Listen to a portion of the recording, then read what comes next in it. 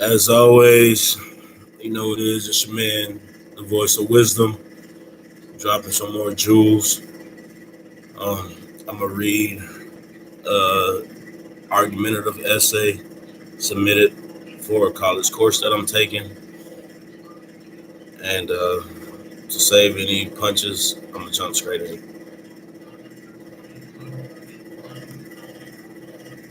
While doing this assignment, we had three categories in which we can choose from to write an essay about. The categories were options of: should free speech be regulated on social media, which I did in Unit 3.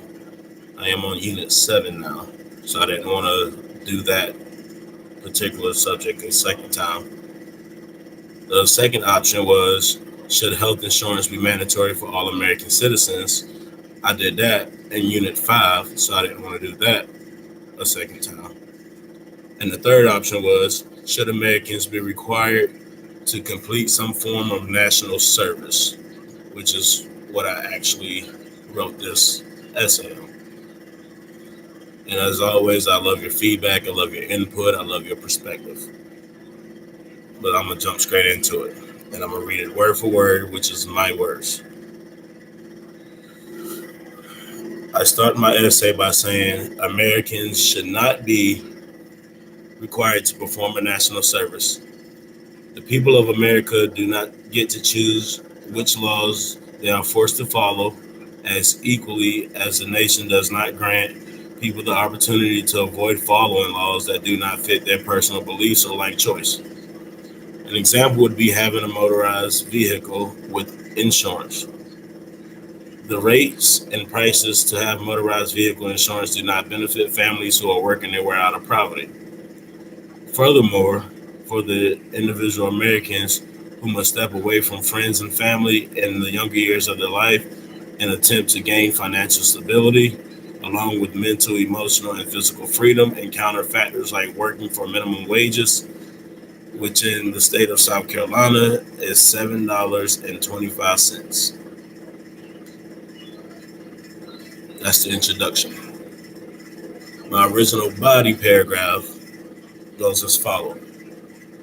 Once the individual attains the job of minimum wages, the company only works the employee 20 hours per week, which equals to $580 before taxes, $432.44 after taxes, a rough estimation. And let us say the young adult lives in a town where the minimum rent rate is $350 monthly. In-town water is a fixed rate of $80 per month, and the limited funding teaches them not to exceed $50 per month in power usage. The young adults must take on a second job to make those monthly requirements, because without a second job, they will be $47 short just to make the bare minimum. That's not including food and other hobbies in which they choose to indulge in.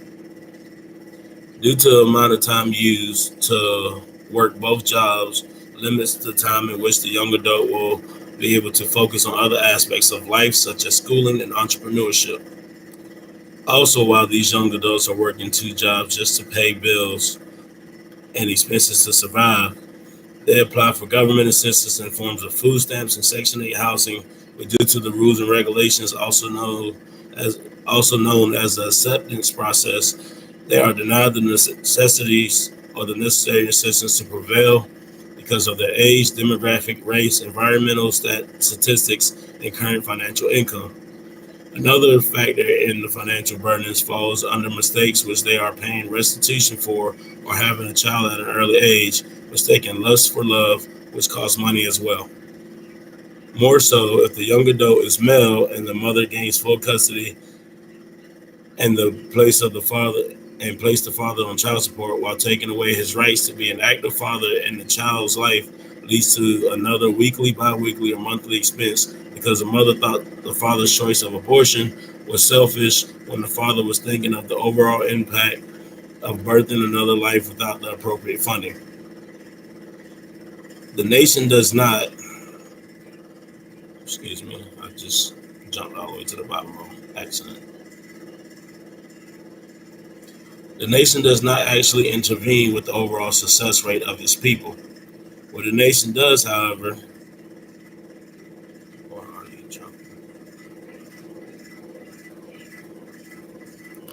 the nation does not actually intervene with the overall success rate of its people. What the nation actually does, however, is pin the two parents against each other by offering the mother quicker access to fundings and living arrangements while destroying the fathers emotionally and mentally. Many times, women are allowed to give birth to a child and penalize the fathers. And when the fathers explain how the mothers lied about birth control, or when the father explains how one mistake should not cost the rest of his life, the nation does not respect his wishes as an individual, nor does the nation brings in a team of experts to assess the individual cases of both parents' mental wisdom and historical events to make a reasonable executive decision, therefore creating more setbacks and obstacles for one, if not both parents. Equally, when young women mistake lust for love and bear a child or children based on what she thought her and her lover could be, the nation may assist her with the raising of the child, yet the two working together doing yet the two working together, which is the mother and the nation, removes the child or children's or does not remove the child or children's feelings of confusion when they begin to wonder about the father leaving the child to grow up looking for escapes from the feelings that they are having, which leads them on a path of self-destruction, creating more young men and women incarcerated on drugs or mentally abused to the point where they fall short in other aspects of life, such as schooling, enforcing endless cycles of trauma and mentally unstable laborers, as opposed to creating a society of focus and eager to advance the overall ability of the nation's leaders. Often, the nation's court appointed leaders are not doing what is best for the people in the nation. What they are doing, however, benefits the overall growth of the economy slaves. They also know, and by they I mean the nation, they also know the more people born from poverty, the potential grows to have more soldiers to fight the nation's war, the more people who could fall into poor classes of society. Our leaders are not trying to remove the lower classes of society because they know if there's a lower level of class of people, as a whole, the rich in their areas will become wealthier while the poor continue to suffer. The nation of America created and creates rules and guidelines that are quoted as beneficial for the people of the nation. Yet, realistically speaking, the nation was built off the labor and sweat of the hard work and low education class. In America's pursuit of power and overall superiority, they have rewarded the members of the upper society with all the materialistic benefits and portray it to be a country of free choice. I must ask you, the reader, how can our nation say it is the land of the free when no matter what we choose for individual life choices, there's always a jailer saying that we can or cannot, saying what we can and cannot do? If the nation was in fact the land of the free, no matter where the people are from, no matter who they are, and no matter what they stand for, they should be able to set their own value of self and their own title of importance. Instead, people are forced into a game of monopoly, which has been sugarcoated with borders and rules, with one objective. What is the one objective? Survival. That is the end of the submitted essay. But of course, I have to add on more insight. As I stated, the mentality of America has always been to create more slaves, more players, to force them into rules and restrictions and guidelines and subordinates that they themselves do not choose for themselves. For example, if I choose to be loud in public, that's my life choice. Society created a rule where you must use your quote unquote inside voice, and they created all these monuments and mausoleums and synagogues, not necessarily churches, but places of worship for like people who prefer to read in libraries. Some people read better in pairs, and they're better readers and learners by reading out loud or listening to somebody reading out loud. But in a library, it is restricted unless organized for a potential out loud reader and a group of people to join. But take me, for example. If I walked into a library and chose a book off the shelf and began reading it out loud, the rules and guidelines of that library would require me to be silent and read silently. That rule is not designed for a person like myself. And yes, it can be debated, and like all things, all subjects can be debated. That yes, you can take the book home and read it out loud anywhere outside of the library, but it doesn't give me the same ambiance as being in the library reading out loud in the library in that particular moment in which I walk into the library with the potential to read out loud. That's a small example. Other examples are the minimum wage rate. You're worth 725 without a high school diploma. You're worth 725 at any company you start at. It's up to that company and the leaders of that company to pay you more based on their perception or perspective of who you are as an individual and not what you deem necessary for you to work for that company. We all know we live in a digital world. In a digital world, currency can go anywhere from paper value to coins to numbers in a data bank transmitted amongst the digital screen. So if I walk into a company and say, I would like for you to pay me 60,000 a year, I shouldn't have to jump through hoops and hurdles and obstacles for you to give me that 60,000 a year. Because you pay celebrities, politicians, athletes, endorsements, sponsorships, contracts even higher value than the 60,000 I'm requesting. So if this was the land of the free, if I choose your company over all other companies, I should be able to choose my rate of pay as well, not accept a rate of pay because then that's creating a choice. Do you choose to work with the company for minimum money, or do you leave the company and go find a closely related company for the value in which you're requesting? That's the options they give us in society. So it doesn't make it free. It doesn't make you the free spirited individual that you were told you were. It doesn't make this the free country that we were told it is. We've been told a lot of things in society by the people of hierarchy. And then they say, okay, well, we will give you this, but you have to be able to do this, and this. Why can't I just get this and do this particular part? Like if I wanted to cook in a Pizza Hut, for example, for a living, why why does a cook get deemed invaluable? The under how is a cook's pay valued at $12 or less in that corporate society? Why is it that I have to obtain the title of general manager to make 45,000 or more? Why can't I make that as a cook? In the society we live in, y'all told us many a times hard work and dedication will reward you. But we all know the one thing that we cannot get back in life is time. So if I deemed myself valuable at that rate by the time I was 17, why do I have to spend 8 years of college, 10 years into the company, and jump through all these hoops and hurdles just to get that pay that I desire or require even? See, we're not free. You They tell you have freedom of choice, but they also limit your choices. To fully say freedom of choice, if you walked up to me and said, "Hey, I'm worth 60,000 a year," that's your choice, and I oblige to your choice and your thought pattern. It's not up to me to analyze your life. It's not up to me to analyze your school grading.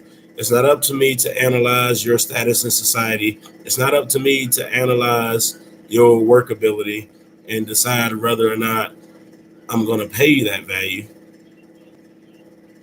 What my obligation to you at that point would be to pay your 60,000, because money is unlimited. As many trees as we have, as much as we have the ability to create ink and paper, the value of a dollar is unlimited. So when you put a limit on a person's life, you reduce them to what you deem them to be valued at, and not what, and you do not view them for where they see themselves as valued, which causes mental and emotional instability, not only in the individual, but as the nation as a whole. Again, this topic started with, is should it be required or mandatory for the people of the nation to provide a national service? And in retrospect, as long as you have a social security number, you are providing a national service, because your social security number falls into a line of statistics. And from the day you were born, everything you do, everything your friends, your peers, your family, and all those from other countries who actually come into the nation, they and all the documents that are required to be in this nation makes you no longer free. Like, I didn't choose my social security number. I didn't choose whether or not I should have a social security number. I didn't choose my name. I didn't choose my race. I didn't choose Christianity to be the number one religion of America. All these guidelines were already set forth before the birth of me. Heck, as individuals, we don't even get to choose whether or not we are born. That falls into the hands of our parents. When you say the land of the free, really what you're doing is creating more soldiers, more players, more pieces in a chess game. And when you allow that to happen and then restrict those pieces from obtaining the things they wish, you actually limit them to being what you deem three-fifths of a man. It used to be two-fifths. I believe it's now, it was rewritten to be three-fifths of a man. But then that still raises my question that I said in previous videos. What is the other two-fifths? Is that godliness? Is that like immortality? Like, what is that other two-fifths or three-fifths of a man? Because based on science, as long as you have the X chromosome, you're a man. If you have the XY, you're a woman, but even woman has man attached to the woe part. So you're still human, if anything. But again, the forefathers of the nation and of the world have created guidelines, rules, borders, and regulations to keep people inside guidelines. Like, if we were free, I should be able to jump on a plane and travel to the other side of the country just because I want to, not because it costs a certain amount of money and I need to go through all these parameters to get it. You know, like, it's to the point where I understand people who love accumulating debt, because as long as I can accumulate debt and move freely, then that's fine. But then y'all use these statistics to mentally assault those who are trying to live a path of the righteous. Like, there's people in the demographic of 25 to 35 who graduated college, who worked and obtained a bachelor's, associate's, a master's, or PhD, and they're making X amount of dollars per year. Statistically speaking, yes. Statistically speaking, there's also people in the demographic of 25 to 35 who don't care to do those things and wish to make the same amount of money. So in the land of the free, if you choose to go to college or choose not to go to college, your life is still equally valuable. If you choose to learn a subject or choose not to learn a subject, your life is still equally valued. That is what freedom is. Freedom is not rules and regulations and guidelines.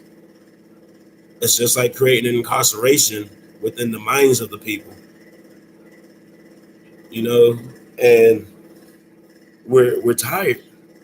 The people of the nation are tired. Yes, we know you can sugarcoated with many fancy words and bring in legal teams and people who study dictionaries and encyclopedias and thesauruses for a living and have them throw out a bunch of fancy words to add sugar to an economy that's forcing people into misery. But the reality is, we are still not free. Like, and I know it's impossible to reach into a man's sperm cells and say, hey, little sperm, before you go and attach yourself to this egg, what is it that you're going to do in life? Yes, we cannot predict the future in that sense. But once that child is born and that child has a voice, that child's freedom becomes their own, not force education laws, not force of labor laws, not force of religious laws, not force of this is who you're competing against. This is what is required for you to get it and to be in the competition. Because to force people to compete is only reinforcing the original rules created by the slave owner, William Lynch. That was to create inferiority, to take away education, to create superiority. And those three things alone takes away people's freedom. We as a nation have been trying to stand up to the nation and even the world and let them know, hey, we don't mind playing your game, but let us play it by our rules. Now, I'm not trying to condone the murderers, but like I said before, put them on an island of their own. Let them murder until they die. Put all the pedophiles on an island of their own. Put all the people who embrace pedophiles on the island of their own. And all the people who embrace murderers on the island of their own. Bring back the arenas of Vikings and gladiators. Let people don't just do it for the sake of financial dollars, but do it because that is the freedom of the people. If we lost every tree today and the ability to produce more paper, the dollar bill and currency has no value. What has value is the people. The people are their value. Without the procreation of individuals, then we will have no people. Therefore, the rules and regulations and the brilliance of the people will become demised or diminished. Let us be free. Let us use our voices for freedom. Do not force us to battle your rules and guidelines. Just accept us for who we are. Whether you're black, white, Hispanic, Dominican, doesn't matter. African, European, British, Scottish, Russian, it doesn't matter. Your body and your physical existence does. Forget racism. Focus on equality. Focus on acceptance. I know people who were birthed in poverty who had the potential of being Einsteins and geniuses and the next scientists just by studying their everyday society as opposed to studying all the rules of scientific processing. The very first scientists of our very nation in historical standings did not have scientific structure. They had an idea that transpired into a mathematical solution. So let us be free. Let us live. Live and let live. Stop trying to destroy. Stop encouraging destruction. If I teach you nothing else in this society, I teach you, let us be free. When you see us, see us. Don't see a number and compare that number to billions of other numbers. When you see us, see us. Do not see a black man and compare him to the statistics of all other black men. When you see a man, do not compare him to the status of all other men. Compare him to who he is and where he wants to go. Support. Do not compete. Do not enforce competition. That's what our nation has been doing for centuries. That's what the world has done for centuries. And for the people who step back and say, hey, I'm no longer competing, they get rewarded. But there's people in everyday society who's trying to go through the channels to say this is why I don't compete, and you're constantly trying to reiterate, well, you have to compete. But why? That is a waste of mental potential. That is a waste of physical potential. That is reinforcing laws of man and not laws of freedom, even outside of religious standings. Whatever source that created the religions in today's society, we didn't see that. So why are we still preaching that? You show me a today's Jesus, and I'll understand why Jesus and who Jesus was, and why he was able to do what he did as far as walking on water and helping the blind. But using the historical attributes of Jesus, we can correlate what he was able to do for people to what doctors are doing for people in today's society, what engineers are doing for today's people of society. So why should we praise a Jesus and a Muhammad and a Allah and a Abraham when we have doctors, like people of titles, like not an individual but a group who do the same things, who perform the same what was once deemed as miracles? Is it considered a miracle for a doctor to study a human's eye retinas and help them see better? Is that considered a miracle? Is it considered a miracle for a doctor to realize the pinched nerves in a human's body that was enabling them to walk? Is it considered a miracle for somebody to realize that the restrictions of a person's muscles or the overbuilt muscles of an individual has created deformities, or not deformities, but created muscle spasms that was once enabling a person to walk to not walk? Did a person who discovered carpal tunnel find a cure for carpal tunnel? Is that considered a miracle? Stop emphasizing the once behold miracles that are now deemed as scientific evolution.